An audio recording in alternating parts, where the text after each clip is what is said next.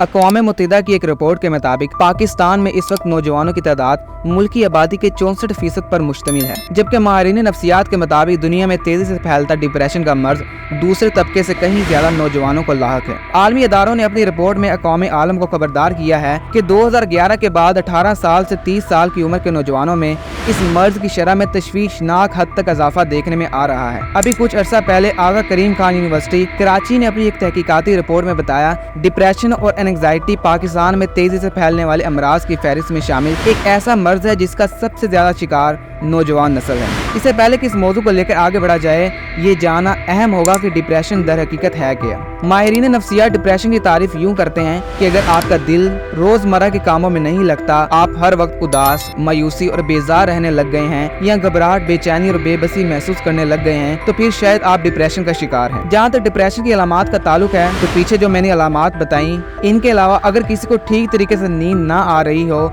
वजन मुसलसल कम हो रहा हो, भूख गायब हो चुकी हो, कुव्वत फैसला पर काबू ना हो और यादाश्त भी मुतासिर हो रही हो, तो इसका मतलब है वो डिप्रेशन के मर्ज में मुब्तला हो चुका है। अगर ये कैफियत तूल पकड़ ले तो मुतासर शख्स जिंदगी से बेजार हो जाता है और इसकी इस कैफियत को तिब्बी ज़बान में क्लिनिकल डिप्रेशन कहते हैं। लेकिन यहाँ पर सबसे दिलचस्प बात यह है कि लोगों की अक्सर तादाद डिप्रेशन को बीमारी तस्लीम ही नहीं करती, जबकि आलमी अदारा सेहत के इदाद शुमार के मुताबिक इस वक्त दुनिया भर में 28 करोड़ से ज़ायद अफराद इस मर्ज का शिकार हैं। दुनिया का हर तीसरा शख्स किसी न किसी तौर पर डिप्रेशन का शिकार है, जबकि दुनिया भर में सालाना तकरीबन 8 लाख अफराद ज़हनी दबाव की वजह से खुदकुशी कर लेते हैं। अलावा ज़हन तकरीबन 20% लोग डिप्रेशन के बाइस दीगर नफ्सियाती बीमारी में मुब्तला हो जाते हैं।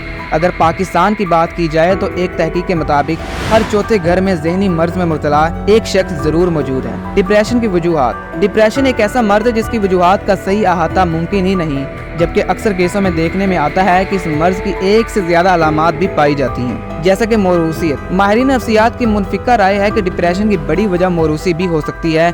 ये बीमारी बाज खानदानों में नस्ल दर नस्ल मुंतकिल होकर इंतहाई मजबूती से अपने पंजे गाड़ चुकी होती है। मिसाल के तौर पर अगर आपके वालिदैन में से किसी एक को डिप्रेशन का मर्ज है, तो आपको इस मर्ज का खतरा दूसरों की निस्बत 8 गुना ज्यादा हो सकता है। इसके अलावा गिरदो पेश के हालात, बाज़ औक़ात कुछ तकलीफ दे वाक़यात, मसलन किसी करीबी अजीज की अचानक वफात की खबर, तलाक, नौकरी से बर्खास्तगी, अचानक किसी माली या जानी नुकसान की वजह से भी डिप्रेशन का मर्ज जन्म ले सकता है। तन्हाई। तवील अरसा की तन्हाई आपको डिप्रेशन के करीब ले आती है। अगर आप तना हो, आपके आस पास कोई भी ना हो और आप किसी वजह से ज़हनी दबाव का शिकार हों या बहुत ज़्यादा जिस्मानी थकन का शिकार हों, तो इन सूरतों में डिप्रेशन की बीमारी के इम्कानात बढ़ जाते हैं। अब इस सूरत में वालिदैन अपने बच्चों के लिए क्या किरदार अदा कर सकते हैं? जहाँ तक बच्चों और नौजवानों का इस बीमारी से मुतासिर होने का मामला है, इससे बचाव में वालिदैन अपना कलीदी किरदार अदा कर सकते हैं। बदकिस्मती से इस मशीनी दौर में वालिदैन बच्चों को वो तवज्जो और वक्त नहीं दे सकते जो इनकी तरबियत के लिए लाजिम है। डिप्रेशन के हवाले से एक अमरीकी माहिर नफ्सियात कहते हैं कि अगर बच्चों को बुरी सोबत और डिप्रेशन से बचाना है तो अपनी नज़रें बच्चों पर इस फुटबॉलर की तरह फुटबॉल पर रखें, जो अगर एक लम्हा को भी अपनी नज़रें बॉल से हटाता है तो मुकाबले का नतीजा कुछ से कुछ हो सकता है। वालिदैन को चाहिए, अगर वो महसूस करें कि इनके बच्चे में कोई गैर मामूली तब्दीली या खिलाफ तवक्को तब्दीली पैदा हो रही है, तो इस बात का बरवक्त नोटिस लेना चाहिए, क्योंकि ऐन मुमकिन है कि अगर आपका बच्चा डिप्रेशन में मुब्तला हो रहा है तो वो शायद सही तरीके से अपने एहसासात का इजहार ना कर सके। वालिदैन को ये बात जहन में रखनी चाहिए कि डिप्रेशन के दौरान नौजवान का रद्द अमल बड़ों से यकसर मुख्तलिफ होता है।